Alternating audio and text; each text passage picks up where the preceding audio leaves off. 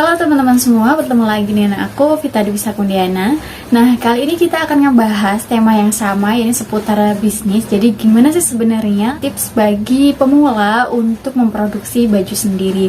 Nah, tentunya era pandemi ini, apalagi memang di era digital, pasti banyak sekali yang melirik dunia fashion ini sebagai salah satu alternatif ataupun upaya untuk mendapatkan profit ataupun juga memanfaatkan peluang. Oleh karena itu, kali ini aku akan berbagi informasi mengenai step by step bagaimana sebetulnya cara memproduksi baju sendiri.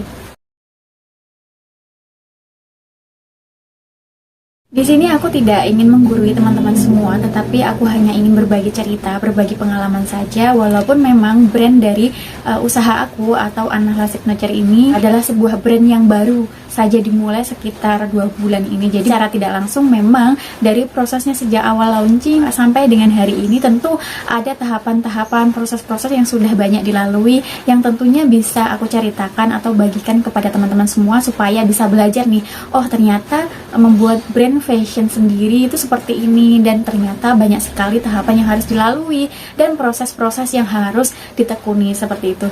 Nah, langsung aja aku akan cerita ya. Ya, tahap pertama tentunya kita harus melakukan riset pasar. Sebenarnya riset pasar itu apa sih, Kak?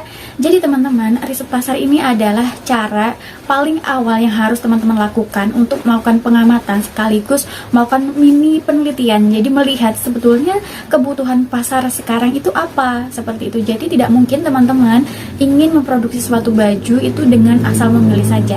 Jadi kita harus tahu dulu, oh ternyata kebutuhan pasar saat ini trennya seperti A. Kemudian kita melihat, oh ternyata konsumen yang sedang menikmati dunia fashion sekarang itu banyak sekali peningkatannya di usia yang bagaimana. Kemudian kita bisa melihat lagi, oh ternyata modelnya, bahannya, warna-warna yang sedang disukai di pasaran itu seperti itu.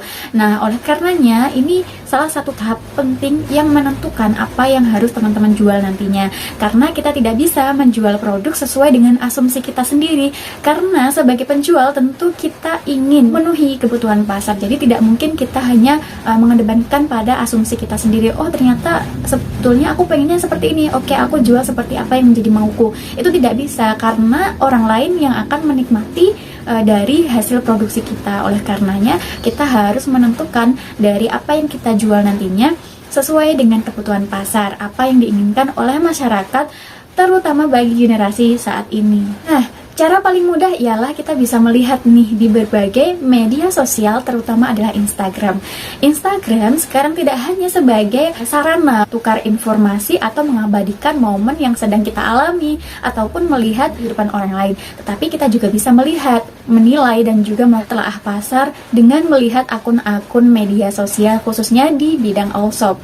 Kenapa seperti itu? Supaya teman-teman semakin banyak akun-akun yang kita lihat, semakin banyak brand-brand yang kita ketahui, otomatis ini akan memberikan informasi dan juga menjadi pertimbangan bagi kita untuk menentukan produk yang kita jual. Jadi intinya dengan kita melihat tren pasar di media sosial, di Instagram ataukah di misalnya Google Trends, di YouTube, di Shopee sekalipun, itu adalah cara tercepat kita untuk melihat tren pasar saat ini, apa yang sedang hit saat ini. Yang jelas bahwa kebutuhan pasar ini menjadi tolak utama atau pedoman utama agar kita bisa memenuhi apa yang kemudian masyarakat inginkan.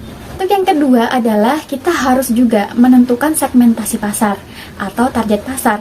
Apa sih target pasar itu? Jadi teman-teman, target pasar ialah orang-orang yang menjadi target penjualan produk kita. Nah, kenapa ini penting ya? Tentu penting karena ketika kita akan menjual produk, tentu produk kita harus sudah ada bayangan dulu dong siapa yang akan membelinya. Nah, oleh karenanya wajib sekali bagi teman-teman yang sedang mengusahakan ingin mengembangkan suatu brand atau membuat brand sendiri, membuat baju sendiri, ini sebaiknya menentukan segmentasi pasar. Apakah kira-kira teman-teman ingin menjual produk misalnya anak-anak, bayi, remaja, kemudian orang-orang kantoran, karyawan, ataukah ibu-ibu menyusui dan ibu hamil misalnya, seperti itu harus jelas supaya teman-teman ini menjadi terfokus penjualannya. Di fokus menentukan produk itu sesuai dengan target pasar, ini akan mempengaruhi bagaimana brand teman-teman mudah dikenal. Misalnya, oh ternyata brand A ini menjual berbagai macam produk bayi. Oh oke, berarti banyak sekali orang-orang yang nantinya terfikir di pandangannya, oh ya udah berarti ketika nanti misalnya akan mempunyai anak ataupun melahirkan ataupun membutuhkan keperluan untuk orang lain, entah itu memberikan kado, hadiah, dan lain sebagainya. Untuk anak-anak tentunya akan memilih brand tersebut. Target pasar yang teman-teman tentukan ini juga akan mempengaruhi bagaimana teman-teman ini memaksimalkan digital marketing di era saat ini. Selanjutnya, setelah sudah mengetahui nih segmentasinya seperti apa, maka yang ketiga adalah punya tujuan yang jelas, terencana, dan terukur. Kenapa sih harus punya tujuan yang jelas? Supaya teman-teman, di sini langkah teman-teman sudah jelas, jadi tidak bingung lagi di jalan. Kira-kira untuk modalnya berapa, kemudian model baju yang akan dibuat seperti apa. Karena tadi sudah mengetahui segmentasi pasarnya seperti apa, otomatis di sini semua sudah terencana. Teman-teman sudah punya tujuan yang jelas dan terukur sesuai dengan kemampuan teman-teman. Saran aku, kalau di tahap awal kita sebagai pemula, saya harap teman-teman tidak banyak mengeluarkan budget untuk modalnya. Jadi gunakan aja modal yang ada, yang kemudian dimaksimalkan sebaik mungkin, supaya nantinya teman-teman sudah mengetahui nih, kira-kira dalam rentang 1 bulan, 2 bulan, 3 bulan, apakah bisnis yang kamu jalani ini akan berjalan ataukah tidak. Karena kadang sebagai generasi muda, apalagi yang memang kondisinya cepat sekali labil ataupun belum memiliki perencanaan yang kuat, ini tuh akan membuat kita merasa ragu, merasa cepat menyerah seperti itu. Jadi usahakan di tahap awal ini teman bisa menggunakan modal yang sedikit dulu, tidak perlu harus menggunakan modal yang sangat besar seperti itu. Jadi maksimalkan modal yang ada, kemudian kelola dan lain sebagainya, supaya ini betul-betul nantinya berjalan dan bisa bermanfaat mengembangkan teman-teman semua. Nah, selanjutnya, karena sudah memiliki tujuan yang jelas, kemudian pandangan untuk rencana dan lain sebagainya sudah terukur, di sini adalah implementasi teman-teman untuk perencanaan tersebut. Nah, selanjutnya jangan lupa teman-teman juga harus menentukan sebenarnya permasalahan yang mungkin akan terjadi di masa depan atau di saat produksi nanti apa ya. Kemudian permasalahan yang akan keluar atau muncul ketika nanti akan promosi ataupun juga ketika barang itu jadi, itu seperti apa. Nah, di sini teman-teman juga harus memetakannya, menguraikan semua hambatannya, dan juga mencari solusinya. Supaya apa? Supaya teman-teman jauh lebih kuat ataupun lebih siap ketika nantinya akan tiba pada saatnya muncul permasalahan tersebut. Nah, selanjutnya kita harus menentukan modal yang sebetulnya kita inginkan sesuai dengan kebutuhan pasar. Nah, di sini saran aku teman-teman, karena masih awal, tentu kita belum punya yang namanya desainer. Nah, aku sarankan di sini teman-teman bisa mencoba menggambar model yang akan kalian buat itu seperti apa. Jangan cepat menyerah, karena saya percaya setiap pribadi itu bisa, asal punya kemauan dan selalu memupuk kemampuan itu. Saya juga pernah mencoba ini, saya nggak ada sama sekali basic untuk bagaimana menggambar dengan baik, kemudian menyusun bagaimana membuat model baju yang betul-betul bagus sesuai dengan keadaan sekarang. Tetapi faktanya ternyata setelah saya mencoba berulang kali menghapus, kemudian merevisi dan lain sebagainya, justru hasil gambaran saya cukup bagus dan bahkan dinilai bagus dari penjahit saya. Nah, oleh karenanya teman-teman, kalau misalkan belum ada desainer, bisa mencoba desain sendiri, kemudian mengkomunikasikan desain tersebut kepada tim penjahitnya. Kalau misalnya yang menjahit adalah orang lain. Nah, kalau misalkan punya penjahit sendiri, otomatis kamu bisa mengkomunikasikannya dengan tim penjahit sendirinya.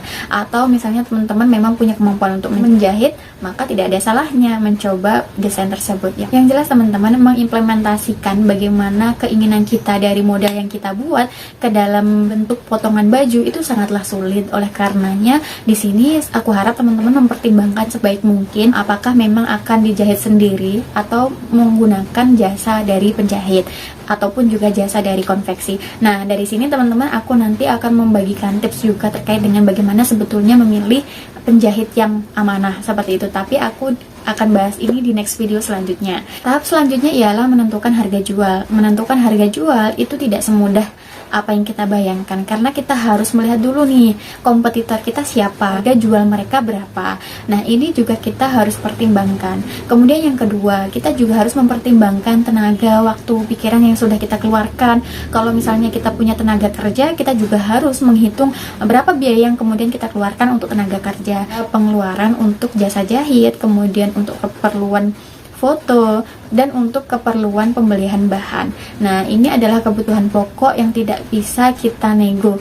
Artinya kita harus memasukkannya ke dalam perhitungan harga jual seperti itu. Nah, gimana kalau misalnya produk kita nantinya dianggap harganya terlalu tinggi? Ya tidak masalah teman-teman. Kalau misalkan ada orang yang menyatakan bahwa produk kita itu harganya kemahalan, ya berarti memang dia bukan segmen pasar kita. Gak masalah, karena namanya jualan itu pasti ada pembelinya. Harga jual yang sudah kita tentukan itu sudah berdasarkan pertimbangan, tidak asal-asalan seperti itu. Jangan lupa juga teman-teman semua, harga jual ini juga harus disesuaikan dengan kualitas dari jahitan ya. Jangan sampai jahitannya jelek tapi teman-teman menentukan harga jualnya terlalu tinggi. Ini akan menjadi masalah bagi customernya.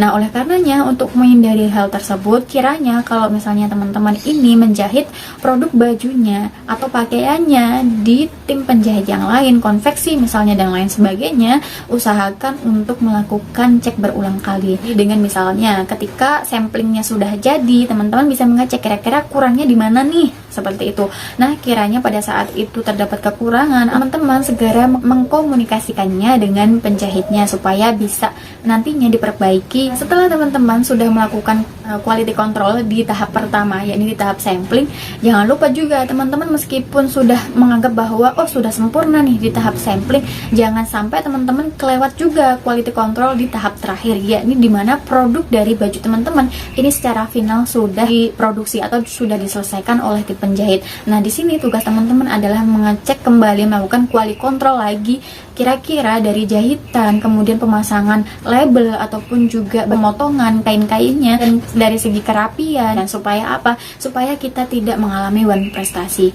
Artinya kita masih ada waktu untuk kiranya ada permasalahan atau ada kekurangan, kurangnya rapi dari jahitan dan lain sebagainya, kita bisa langsung memberitahukannya kepada tim penjahit supaya tim penjahit bisa bertanggung jawab terhadap jahitannya tersebut. Nah, tahap selanjutnya teman-teman, kita mulai nih untuk bagaimana menyusun rencana dari pemasarannya, strategi pemasarannya untuk produk kita. Nah, saran aku teman-teman, biasanya kalau di tahap awal, karena kita melihat brand-brand yang lain ternyata mereka hasil fotonya bagus, karena kita masih awal, kemudian kita berpikir, oh ya udahlah sewa fotografer, sebaiknya itu ditahan dulu teman-teman. Maksimalkan dari sarana ataupun media yang kita punya, karena teman-teman semakin banyak pengeluaran, otomatis kita juga semakin besar untuk nantinya mengeluarkan modal, dan juga harga jualnya juga akan berpengaruh.